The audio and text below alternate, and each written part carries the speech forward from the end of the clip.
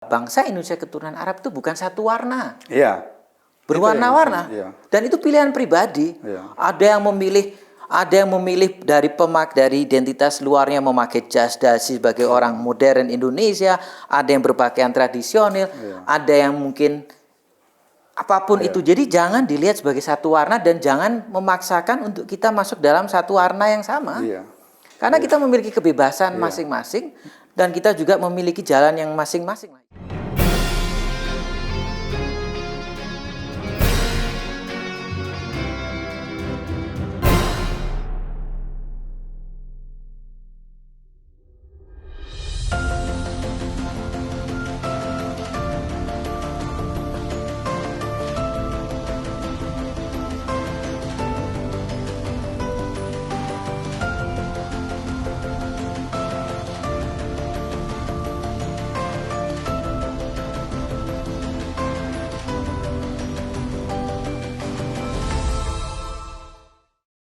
Bung Nabil, dalam sejarah perjuangan kemerdekaan ya sampai dari masa kemerdekaan hingga saat ini, dari penelitian Anda bagaimana Anda melihat posisi dari kelompok etnis keturunan Hadromi ini dalam sepanjang yang Anda teliti? Saya akan melihatnya dari mungkin kemerdekaan nasionalis, Bung Ben ya. Jadi sebenarnya ketika kita membaca sejarah bangsa Indonesia keturunan Arab, sebenarnya ada satu tonggak sejarah yang disebut dengan lahirnya Persatuan Arab Indonesia pada tahun 1934 di Semarang yang dipimpin oleh A.R. Baswedan. Disebut sebagai tonggak sejarah lahirnya Sumpah Pemuda Indonesia Keturunan Arab. Walaupun saya di sini sampaikan bahwa bukan berarti nasionalis Indonesia keturunan Arab itu baru lahir tahun 1934, itu salah. Tapi itu bukan proses yang terjadi pada satu waktu itu saja. Itu proses lama sebelumnya. Bahwa apa yang menginspirasi untuk melakukan tersebut sebenarnya sudah dilakukan oleh sebagian besar mayoritas bangsa Indonesia keturunan Arab. Seperti kita ketahui, sebelum datangnya Belanda ke Nusantara, Indonesia keturunan Arab itu sudah bagian dari bangsa Indonesia. Menikah dengan kerajaan, menikah dengan wanita pribumi, beranak pinak, musik, budaya, seni, bahasa. Makanan. Itu kita tidak ada temukan kampung Arab, nggak ada. Hanya ketika Belanda masuk, melihat hubungan yang begitu eratnya dengan Islam dan segalanya, Belanda berpikir ini potensial untuk menimbulkan. Karena sebagian menjadi sultan juga. Ya, sehingga Belanda itu pun kampung Arab hanya terjadi di kota besar. Di daerah-daerah luar Jawa nggak ada kampung Arab karena nggak mungkin bisa dipisahkan, nggak bisa disaring lagi kan. Kalau kita pergi ke Aceh, ke Padang, itu sudah jadi satu. Ketika kita ke Padang itu ada beberapa orang yang disebut dengan sebutan Sidi. Itu aslinya Saidi. Dan beberapa orang lain itu nggak bisa diayak lagi, sudah bagian. Hanya saja di Jawa, Belanda kemudian membuat kampung Arab sehingga mereka berusaha untuk dijauhkan dari ibunya Indonesia, kan? Untuk menjauhkan. Jadi nasionalisme itu sudah lahir waktu itu, tapi dengan rasa lain lah, karena kan belum ada nasionalisme kemerdekaan dan ketika mulai ada penjajahan Belanda, kemudian muncullah nasionalisme di seluruh kelompok di Indonesia. Kemudian lahirlah PAI. Nah, di PAI ini saya ingin menyampaikan satu hal yang saya pikir sangat bagus yang menjawab mengenai mewakili posisi bangsa Indonesia keturunan Arab. Ketika A.R. Baswedan ingin melahirkan PAI, itu sempat dinasihatin oleh beberapa kelompok atau dihalangin oleh beberapa kelompok Arab yang lain untuk mengurungkan niatnya. Bukan karena meragukan keindonesiaan mereka, tapi takut kita ini di sini ini Belanda itu ketat terhadap kita. Bagaimana kalau sampai kita istilahnya sudah pasti Indonesia itu nasionalis, kita nggak perlu pakai teriak-teriak lah istilahnya. Artinya kita ini Indonesia, nggak mungkin kemana-mana lagi, tapi nggak perlu teriak-teriak. Salah satunya adalah Hamka, Bung Ben, dan ini tercatat dalam sejarah. Hamka waktu itu datang ke A.R. Baswedan. Bung Baswedan, ini saya mau nanya nih, Anda ini kan teriak-teriak Indonesia ini tanah air kita. Dan saya sampaikan ketika sebut Anda PAI itu bukan cuma Baswedan, tapi mewakili seluruh kelompok. Karena dalam PAI ini ada Air Baswedan, ada Abdullah Alatas ayahnya Pak Ali Alatas, Alek Alatas, ada Mas Kati, ada Bafaki, semua kelompok.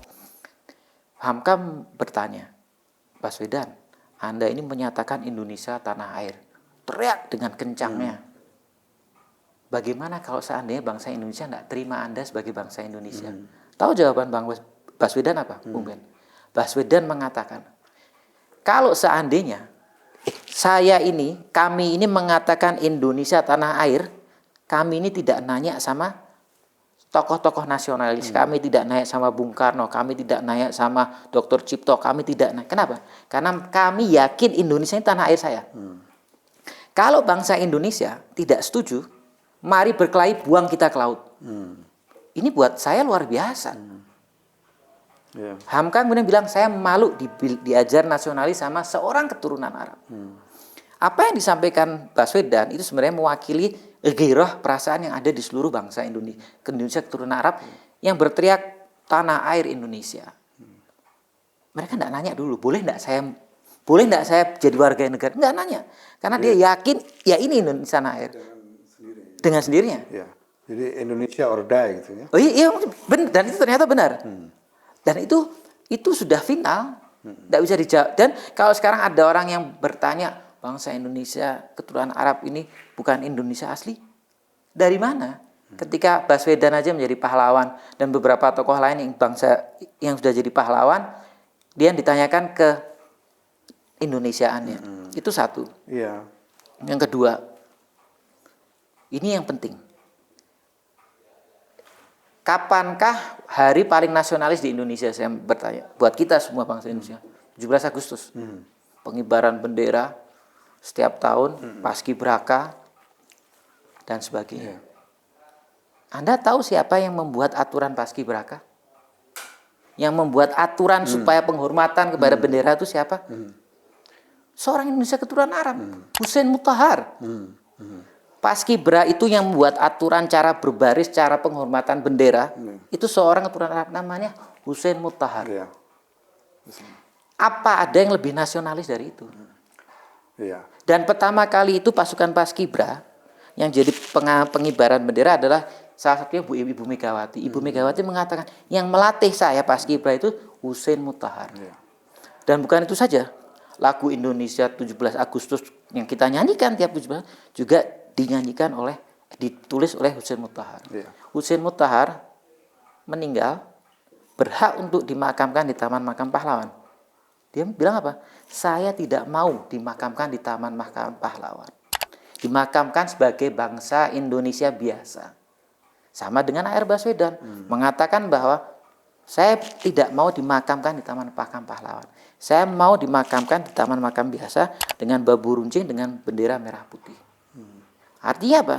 Ini yang disebut dengan pahlawan tanpa tanda jasa. Karena mereka sebenarnya berhak Taman Pahlawan. Mereka tidak mau. Karena buat mereka, pertama, kewajiban mengabdi kepada negara, nasionalisme itu suatu kewajiban yang tidak perlu dibalas dengan apapun. Kebanggaan untuk mengabdi.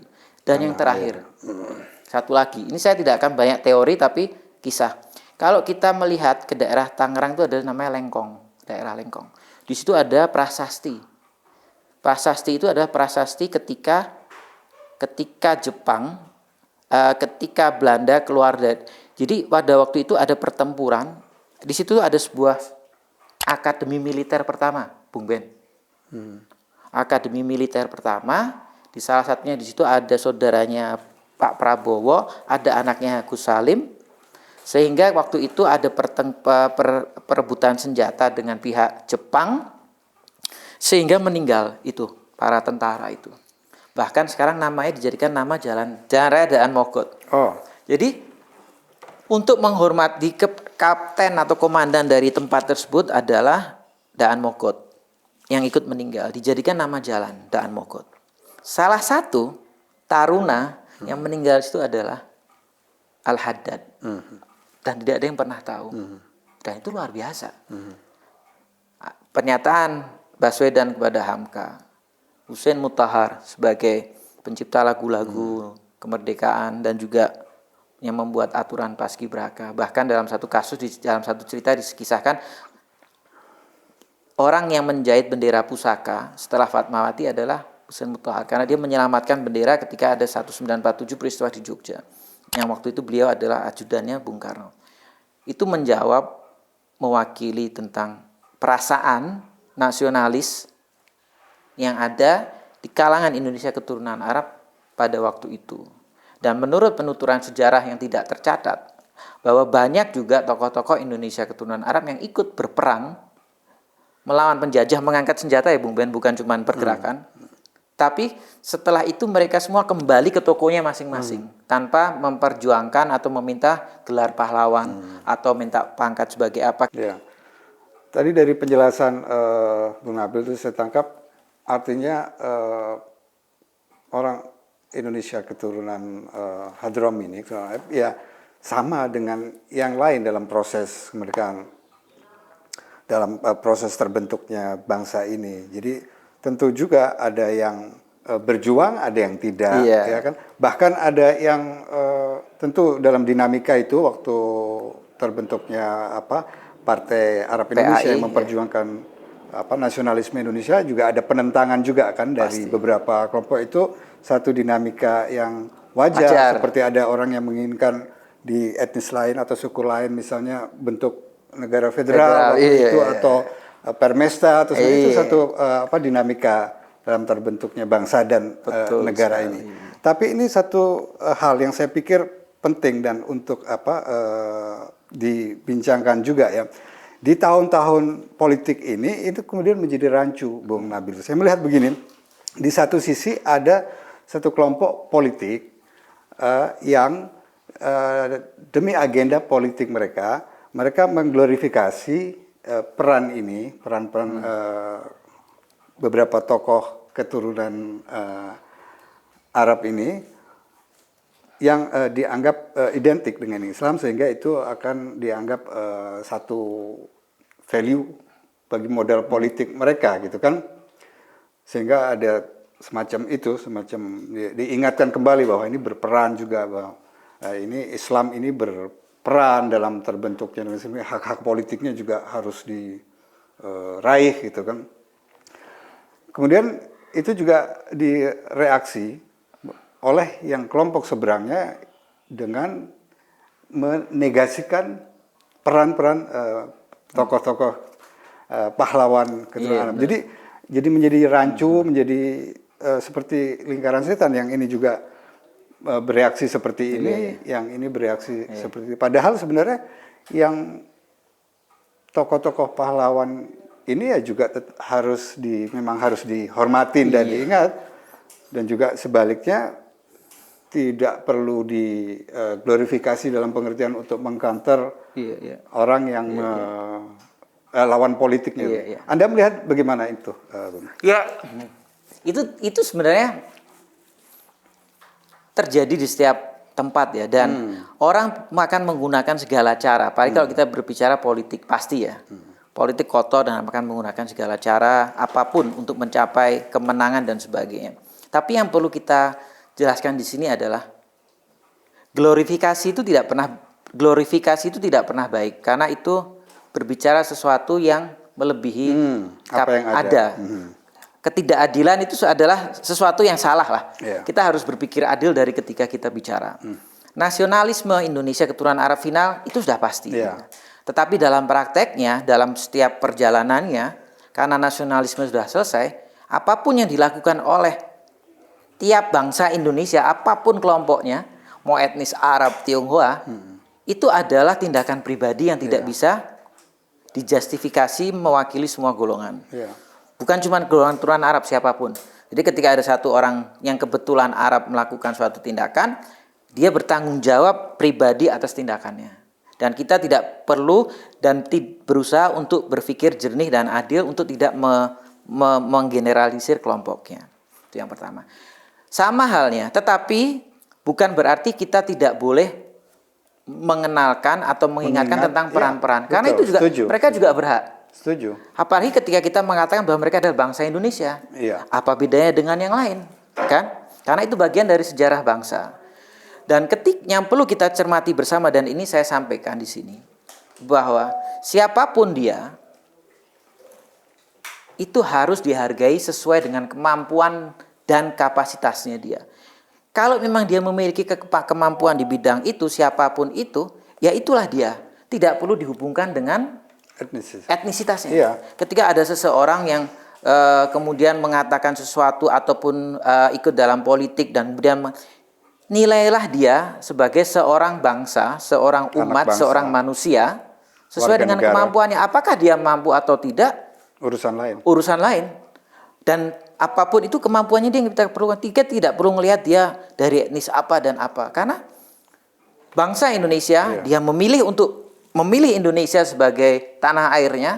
Jadi kita harus belajar mulai dari sekarang untuk bisa berpikir secara adil dan untuk menyampaikan ini kepada seluruh anak bangsa bahwa kita harus berpikir adil.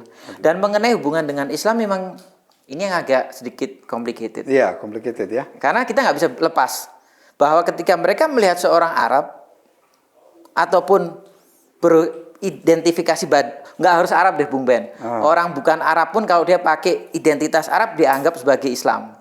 Walaupun mungkin tidak. Ada orang berbahasa Arab dianggap sebagai orang Islam. Padahal tidak semua orang berbahasa Arab adalah orang Islam. Itu agak susah. Itu butuh waktu dan memang kita tidak bisa melepaskan itu. Nah, yang bisa saya sampaikan di sini ya mungkin ya kita harus banyak introspeksi ke diri kita sendiri untuk bisa, karena apapun yang kita lakukan ini sebenarnya memiliki impact yang cukup besar bagi bangsa Indonesia, apapun etnisitasnya. Dan sekali lagi kalau mengenai hubungan Islam ini agak susah. Iya, kompleks. Karena misalnya saya lihat ya, Hamutahar misalnya yang diklaim misalnya oleh kelompok, katakanlah kelompok Islamis lah ya, saya untuk memudahkan ya. Padahal setahu saya yang saya pelajari, Hamutahar itu seorang yang sekuler begitulah, yang tidak religius dan tidak terkait dengan partai Islam atau politik Islam, tapi karena Arab, keturunan Arab, maka dia dianggap sebagai bagian dari kubu mereka. Padahal tidak seperti itu. Artinya kalau Hamutahar hidup pada masa ini bisa jadi menjadi lawan politik kelompok ini kan.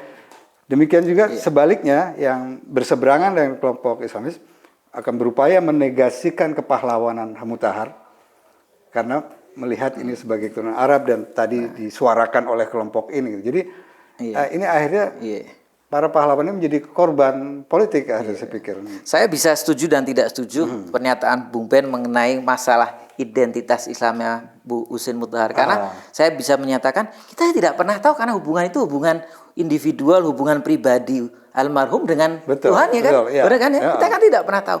Yang menarik dari pernyataan Bung Ben di sini bahwa bangsa Indonesia keturunan Arab itu bukan satu warna.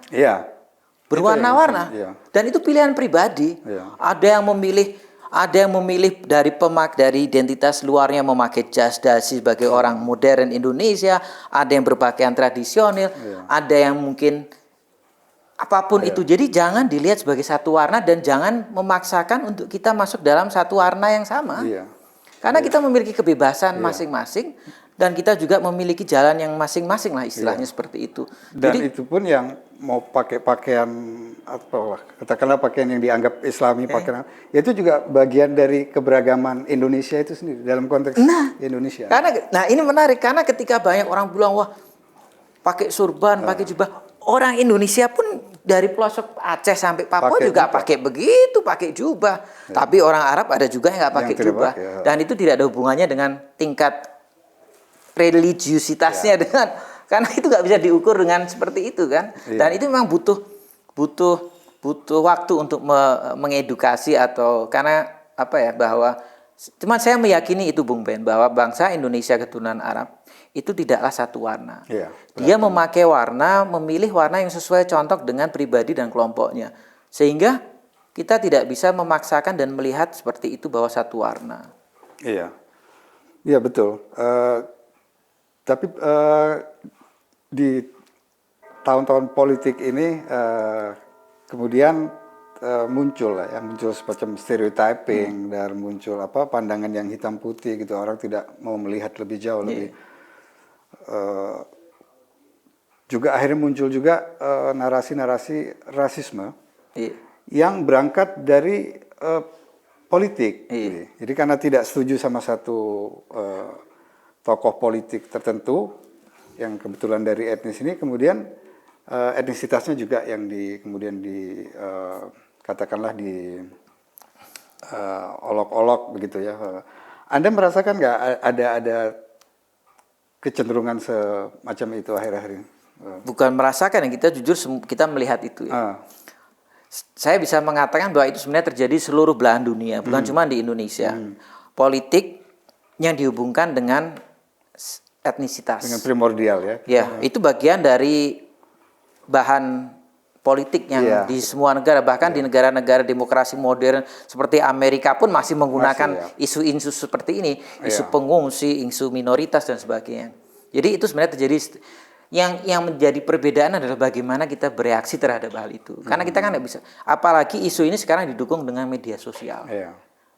Media sosial ini kalau diterima, dikonsumsi, digest sama orang-orang yang tidak memiliki pemahaman edukasi, ya bisa disaster lah seperti itu ya. Bisa menjadi ini ya adu domba, pecah belah antara anak bangsa. Ya itulah yang ditakut. Tapi sekali lagi, jadi itu sebenarnya terjadi di setiap belahan dunia ketika ada event politik sesuatu, karena itu hal yang paling sensitif dan paling mudah untuk digerakkan, ya kan? Nah, tapi kembali lagi ke sini, yang ingin saya sampaikan bahwa bangsa Indonesia keturunan Arab ini adalah bagian dari bangsa Indonesia. Dan satu lagi, kalau kita bicara tentang politik, sebenarnya tiap bangsa Indonesia, apapun etnisitasnya, selama dia bangsa Indonesia, dia berhak untuk bersuara sebagai bangsa Indonesia, memilih dan dipilih. Benar kan Bung Ben? Tapi apapun itu kita harus memilih dengan adil. Tidak boleh melihat warna kulitnya, identitasnya, etnisnya. Kalau dia mampu dan dia yang terbaik, apapun itu bagian dari bangsa Indonesia. Dan itu sebagai proses dari dinamika sosial sebenarnya. Jadi ini yang proses menjadi Indonesia ini terjadi secara terus-menerus dan tidak pernah berhenti dua arah gitu kan. Jadi saya pikir wajar, yang perlu diperhatikan sini adalah bagaimana kita bereaksi terhadap hal itu. Kita harus berani menganggap itu sebagai proses yang wajar dan jangan berlebihan ketika menanggapi hal ini, tapi juga tidak boleh terlalu acuh ya. Dibiarkan ya. Artinya emang ini kayak semacam seni sedikit. Iya, karena ini bagian dari pendewasaan kita sebagai bangsa kan. Nah, itulah yang saya sampaikan. Itu memang iya. Dan itu memang harus terus diteruskan. Tapi mungkin yang dalam konteks bangsa Indonesia keturunan Arab di Indonesia mungkin juga pertemuan-pertemuan diskusi dan juga ini harus lebih sering dilakukan. Karena banyak yang tidak mengerti. Jadi gini, sesuatu yang tidak diketahui itu bisa menjadi sesuatu yang menakutkan. Kalau kita tidak tahu sesuatu, itu kita takut. Seperti halnya ketika kita melihat hal yang tidak kelihatan, jin dan sebagainya itu, kita takut karena kita nggak tahu yang kita hadapin siapa. Tidak kenal ya. Nah, sehingga mungkin salah satu alasan adalah bangsa Indonesia secara global tidak tahu secara benar mengenai siapa sih sebenarnya bangsa Indonesia keturunan Arab ini. Sehingga yang mereka ketahui adalah image-image, stereotip, cerita yang berkembang yang nggak benar. Sehingga mereka takut. Karena mereka nggak tahu. Karena mereka dalam bayangan mereka mungkin kita ini tidak sedekat yang mereka ketahui. Bahwa kita ini memiliki, sehingga mereka ada sedikit ketakutan atau jarak. Nah, itu yang mungkin harus selalu kita perbarui, Bung Ben. Tapi kalau melihat apa yang terjadi selama ini ya, itu kan juga sepertinya menunjukkan bahwa ketidakterpisahan itu, karena udah menjadi bagian dari itu, maka muncul. Nah, itu juga di satu sisi seperti itu. Dan mungkin yang salah satu yang penting untuk kita sampaikan juga di sini, untuk mengcounter ya.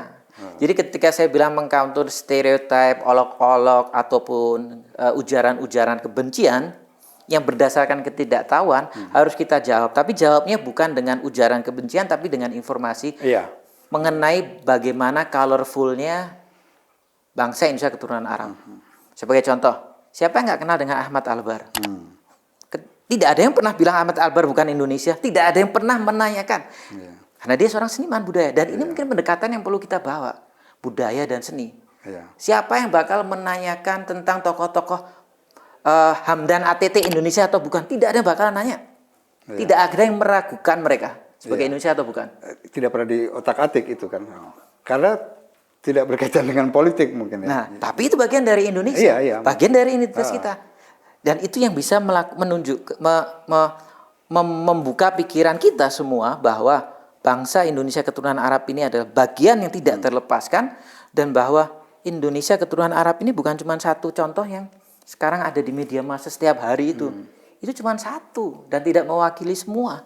Sedangkan ada Ahmad Albar, ada Hamdan At-Tamimi, ada pemain musik, ada seniman, ada pemain bola, ada yang selama ini sudah bagian dari kita sehari-hari dan tidak ada yang menanyakan. Ada yang menjadi supir taksi, ada yang menjadi sama seperti yang lain. Iya, itulah. Oke. Terima kasih Bung Nabil, ini pembicaranya menarik sekali, tapi saya yakin ini hanya sebagian kecil yang kita bisa explore ya dari emang persoalannya yang begitu kompleks. Tapi saya yakin juga penonton Perwira Bangsa banyak mendapat informasi yang menarik, yang baru juga diketahui. Demikian sahabat Perwira Bangsa, obrolan saya dengan Bung Nabil Karim Hayaze. Semoga bermanfaat, menambah pengetahuan kita tentang keberagaman Indonesia. Dan kita jumpa di episode berikutnya. Assalamualaikum warahmatullahi wabarakatuh. Waalaikumsalam. Thank you, makasih. Terima kasih Bung Ben, luar biasa, terima kasih.